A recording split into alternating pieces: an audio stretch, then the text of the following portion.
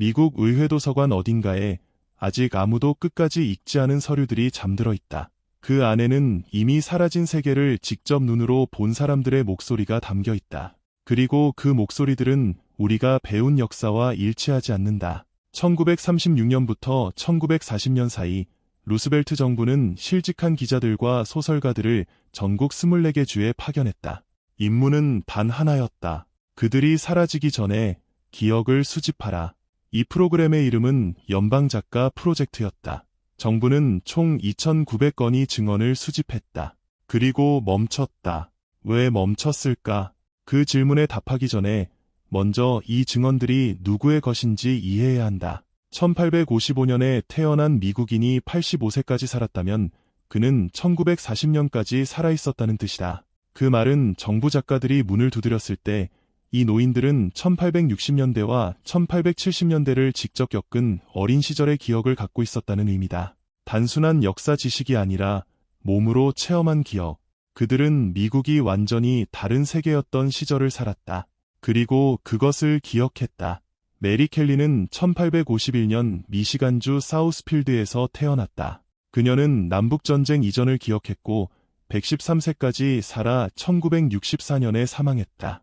매기 반스는 1880년대 초 노예 출신 어머니에게서 태어나 1998년 노스캐롤라이나에서 115세를 일기로 세상을 떠났다. 노인 장수 연구그룹의 확인에 따르면 1850년대에 태어난 슈퍼 센테나리안이 최소 16명 존재했다. 수십 명이 100세를 넘겼고 수백 명이 90세 이상을 살았다. 완전히 다른 두 세계를 두 눈으로 목격한 세대였다. 정부는 그들 모두를 인터뷰할 수 있었다. 2,900명만 기록하고 그대로 멈췄다.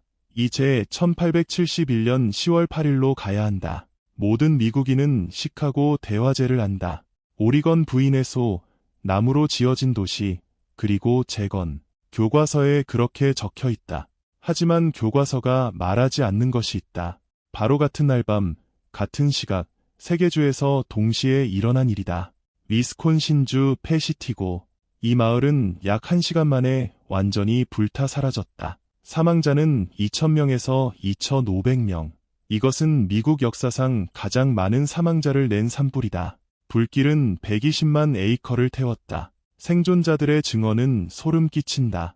어른을 공중으로 들어올릴 만큼 강한 바람, 사람이 달리는 속도보다 빠르게 번지는 불꽃, 그리고 눈에 보이는 불길과 전혀 접촉하지 않았는데도 몸에 불이 붙어 사망한 사람들. 살아남은 신부 피터 페리는 패시티고 강에 몸을 담근 채 버텨 목숨을 건졌다. 그는 1874년 목격담을 출판했다. 그의 기록에는 설명하기 어려운 현상이 적혀 있다. 산소가 너무 빠르게 소모되어 화상 흔적이 전혀 없는 사람들이 그냥 죽어 있었다고. 공기 자체가 무기가 된 것처럼 불은 중심에서 바깥으로 폭발하듯 퍼졌다. 숲의 화재가 아니라 무언가가 위에서 터지는 것처럼.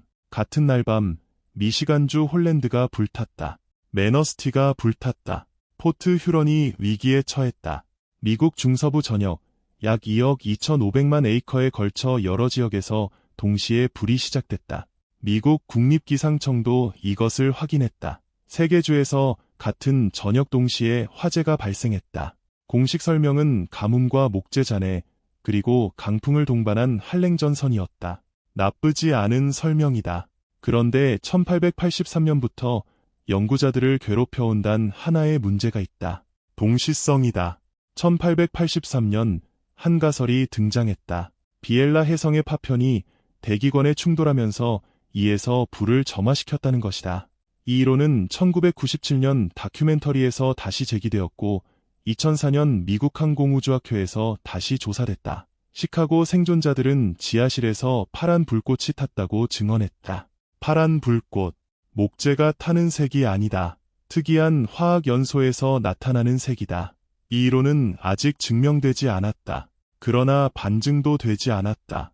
그리고 이제 핵심이 나온다. 1930년대에 연방 작가들이 인터뷰한 노인들, 그들은 1871년의 어린 아이였다. 1938년 인터뷰, 당시 70세라면 그날 밤 3살이었다. 80세라면 13살로 하늘이 붉게 물드는 것을 직접 봤을 나이다. 부모에게서 그날 밤 무슨 일이 있었는지 들은 나이다. 의회 도서관은 그 2,900건의 인터뷰가 1871년 시카고 대화제와 개척 시대의 이야기를 담고 있다고 설명한다. 하지만 그것이 전부일까? 그 노인들은 그날 밤에 대해 정확히 무엇을 정부 작가들에게 말했을까? 그리고 그 프로젝트는 왜 3년 만에 자금이 끊기고 폐쇄됐을까? 화재만이 유일한 지워짐이 아니었다. 1890년 미국은 역사상 가장 정밀한 인구조사를 실시했다. 처음으로 모든 가정에 개별 양식이 배포됐다. 이민 여부, 귀화 세부사항, 영어 능력, 주택 소유 여부, 남북전쟁 복무 기록, 6,290만 명의 미국인이 전례 없는 수준의 세밀함으로 기록됐다. 그리고 이 인구조사는 1790년부터 1880년까지 모든 이전 조사와 달리 지역 사무소에 사본을 보관하는 100년의 관행을 깼다. 처음이자 유일하게 단 한 곳에만 보관됐다. 워싱턴 DC 상무부 건물 지하실. 1921년 1월 10일 그 지하실에서 화재가 발생했다. 기록의 약 25%가 즉시 소실됐다. 나머지 50%는 물과 연기로 심각하게 훼손됐다. 원인은 끝내 밝혀지지 않았다. 버려진 담배, 잘못된 배선, 건물 작업실의 톱밥 자연발화 등 여러 이론이 제기됐을 뿐이다. 하지만 화재 자체보다 더 불안한 것은 그 다음에 일어난 일이다. 살아남은 기록들, 아마도 절반 정도는 여전히 사용 가능했던 것들, 창고로 옮겨졌다. 그리고 12년 동안 아무 일도 일어나지 않았다. 복원 시도 없음, 복사 노력 없음, 보존 계획 없음, 그냥 방치됐다. 1932년 12월 인구조사국 수석 서기가 의회도서관 관장에게 폐기 예정 문서 목록을 보냈다. 1890년 인구조사가 그 목록에 올라 있었다. 관장에게는 역사적으로 보존할 가치가 있는 기록을 선별해달라는 요청이 갔다. 그는 아무것도 선택하지 않았다. 1933년 2월 21일 의회는 폐기를 승인했다. 그리고 그 다음 날 2월 22일 허버트 후버 대통령은 국립기록관 건물에 초석을 놓았다. 정확히 이런 종류의 손실을 막기 위해 특별히 설계된 방화시설을 갖춘 건물이었다. 그 건물을 짓기 시작하기 하루 전에 기록을 파기했다.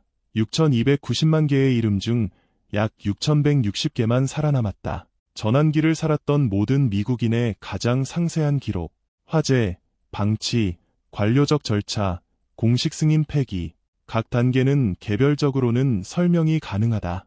하지만 함께 놓으면 무언가 다른 것이 보인다. 그리고 아이들이 있었다.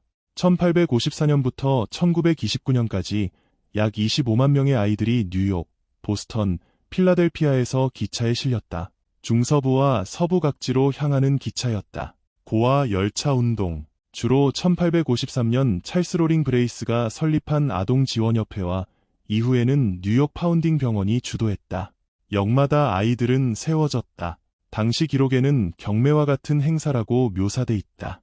농촌 가정들이 아이들을 살펴보고 체격과 건강 상태를 평가하고 원하는 아이를 골라갔다. 많은 아이가 바치를 위해 데려가졌다. 이 아이들 중 절반도 안 되는 수만 실제 고아였다. 나머지는 이민자의 자녀, 가난한 집의 아이, 부모가 먹여 살릴 수 없었거나 아이를 데려가는 기관에 맞설 힘이 없었던 가정의 아이들이었다. 1850년대 뉴욕시에만 약 3만 명의 아이들이 거리에서 살고 있었다. 그런데 아무도 이야기하지 않는 세부 사항이 있다. 새 공동체에 도착하면 나이든 아이들은 과거와의 모든 연락을 끊도록 강력히 권고받았다. 때로는 요구받았다. 이름이 바뀌었다. 출신지는 기록되지 않거나 부정확하게 기록됐다. 이 프로그램을 운영한 단체들은 기록을 허술하게 유지했다. 많은 아이들이 자신의 손자에게조차 자신이 어디서 왔는지 말해줄 수 없었다. 진짜로 몰랐기 때문이다. 25만 명의 미국인, 제도적 설계에 의해 자신의 역사로부터 기능적으로 단절된 사람들. 타이밍은 정확하다. 고아 열차는 1854년부터 1929년까지 운행됐다. 화재는 1871년에 일어났다. 거인 사진들은 1850년부터 1900년 사이에 집중됐다. 타르타리아는 1800년대 중반 지도에서 사라졌다. 웅장한 고전 양식에서 단순화된 현대 양식으로의 건축 전환도 같은 시기에 일어났다. 그리고 그 전환기를 살았던 모든 사람을 기록했어야 할 1890년 인구조사가 사라졌다. 우연의 일치가 아니다. 패턴이다. 이제 1893년, 그리고 그 건물들 이야기를 해야 한다. 시카고, 세계, 콜롬비아, 박람회. 6개월 동안 2,700만 명이 방문했다. 잭슨파크 630에이커에 200개 이상의 건물이 들어섰다. 화이트 시티. 공식 역사는 이 거대한 신고전주의 건축물들, 유럽 대성당에 필적하는 거대한 돔들, 고대 로마만큼 정밀한 기둥과 조각 장식들이 2년도 안 되어 석고와 시멘트와 황마 섬유의 혼합물로 지어졌다고 말한다. 말이 끄는 장비와 수작업 도구와 인력만으로, 크레인 없이, 불도저 없이, 현대 건설 기술 없이 630에이커에 200개의 건물을 24개월 안에, 그리고 6개월 전시 후 단 하나의 주요 건물을 제외하고 모두 철거됐다. 살아남은 유일한 건물은 예술품 보호를 위해 내와 설계된 미술관, 지금의 과학산업박물관뿐이었다. 나머지는 전부 부서지거나 불태워졌다. 이 패턴은 반복됐다. 1889년 파리, 1901년 버팔로, 1904년 세인트루이스, 1915년 샌프란시스코. 불가능한 규모와 세부 장식의 웅장한 구조물들을 짓고 잠시 전시하고 완전히 파괴하는 일이 매번 되풀이됐다. 1930년대에 인터뷰된 노인들은 화이트시티를 기억했다. 어린 시절 또는 젊은 성인으로서 방문했던 사람들이 있었다. 그들은 그 건물들을 걸어다니며 주변 미국에서 새롭게 지어지고 있던 것들과 전혀 다른 무언가를 보았다. 더 오래되고 더 웅장하고 임시 전시장이 아니라 오래전부터 그 자리에 있었던 도시처럼 느껴지는 무언가를. 그리고 그것은 사라졌다. 내가 계속 떠올리는 장면이 있다. 1950년대 초 미국의 모든 카운티에 반드시 누군가 있었을 것이다. 1850년대 후반에 태어나 90세를 넘겨 살아온 한 여성. 그 여성은 손자들에게 둘러싸여 집 어딘가에 앉아 있었을 것이다. 그녀는 이야기를 들려줬다. 젊었을 때 이미 낡고 오래된 것처럼 보였지만 교과서에는 불과 몇 년 전에 지어졌다고 나와 있는 건물들에 대한 이야기를, 세계주의 하늘이 한꺼번에 붉게 물든 그 밤에 대한 이야기를, 이름도 가족도 과거도 없이 서쪽으로 떠난 기차에 실린 아이들에 대한 이야기를, 지금 손자들이 주변에서 보는 것과 완전히 다른 비율과 건축과 지식으로 작동했던 세계에 대한 이야기를. 그리고 손자들은 고개를 끄덕이며 화제를 바꿨다. 왜냐하면 그녀의 기억은 교과서와 맞지 않았기 때문이다. 1950년대 미국에서는 언제나 교과서가 이겼다. 연방작가 프로젝트는 그 목소리들 중 일부를 잡아냈다. 24개 주에서 2,900개의 문서를. 그러나 나머지 24개 주는 어떻게 됐을까? 한 번도 인터뷰받지 못한 수천 명의 노인들은 어떻게 됐을까? 1940년대와 1950년대의 부엌 식탁과 앞마당 현관과 임종의 자리에서 전해졌지만 단 한 명의 정부 작가도 기록하지 못한 이야기들은 어떻게 됐을까? 그 이야기들은 손자들에게 전해졌다. 그 손자들은 지금 80대, 90대다. 무엇이 전환되기 이전에 존재했던 것과 우리를 연결하는 마지막 인간 사슬이다. 타임라인은 명확하다. 1850년대부터 1870년대까지 9세개의 건축물이 도처에 서 있었다. 지나치게 큰 문, 설명하기 어려운 건설, 우리와 다른 비율로 지어진 건물들. 1871년 불이 단 하룻밤에 세계주의 도시들을 동시에 삼켰다. 1890년 전환기를 살았던 6,290만 명의 이름이 인구조사에 포착됐다.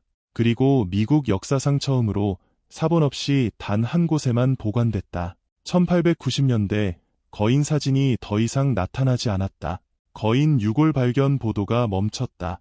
지도가 조용히 다시 그려졌다. 1893년 화이트시티가 지어지고 전시되고 철거됐다. 고아 열차가 25만 명의 아이들을 단절된 정체성과 함께 재배치하는 것을 마무리했다. 1921년 화재가 인구조사를 훼손했다. 1933년 명령이 남은 것을 파괴했다. 1936년 연방작가 프로젝트가 마지막 목격자들을 인터뷰하기 위해 서둘렀다. 3년 후 자금이 끊겼다. 1950년대가 되자 9세계를 자신의 눈으로 본 마지막 미국인들은 사라졌다. 그리고 그들의 손자들은 침묵을 택했다. 대안이 너무나 거대해서 감당할 수 없었기 때문에 의회도서관은 지금도 그 2,900개의 문서를 보유하고 있다. 1930년대와 40년대가 끝나기 전에 무언가를 목격한 미국인들의 받아 적혀진 증언들. 1970년대부터 공개됐다. 검색도 가능하고 읽을 수도 있다. 누군가 그것들을 끝까지 다 읽었을까? 누군가 맞지 않는 세부 사항들을 찾아 모았을까? 공식 기록과 모순되는 기억들을, 교과서가 존재하지 않았다고 말하는 건물과 화재와 비율과 기술에 대한 구체적인 묘사들을. 마지막 목격자들은 이미 사라졌다. 그들의 손자들도 곧 사라질 것이다. 하지만 말들은 여전히 기록 보관소에 있다. 그리고 기록 보관소는 잊지 않는다. 다른 모두가 잊기로 합의했을 때도 건물들은 우리가 기억하지 못해도 기억한다. 문서들은 백과사전이 지워버린 것을 보존한다.